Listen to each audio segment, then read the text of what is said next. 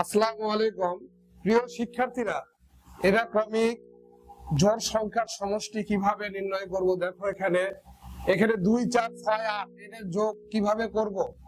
এখানে দেখো 1 2 3 4 কয়টা সংখ্যা আছে? 1 2 3 4 চারটা সংখ্যা আছে। চারটা সংখ্যা থাকলে কি করতে হবে? 4 এর পরের ঘর কত? 5। 4 5 কত? এখানে 20 হবে। মানে চারটা আছে 4 আর পরের ঘর নিতে হবে 5। 4 5 20। 1 2 3 4 5 6 6 আছে। 6 এর পরের ঘর কত? 7। 6 7 কত? 42। এখানে কত আছে? 1 2 3 4 5 6 7। 7 এর পরের ঘর কত? 7 গুণন পরের ঘর 8। 7 8 কত? 56। আবারও বলতেছি দেখো, 1 2 3 4 4 এর পরের ঘর কত? 5। 4 4 5 20 গুণ করে দিব। 1 2 3 4 5 6 6 এর পরের ঘর কত? 7।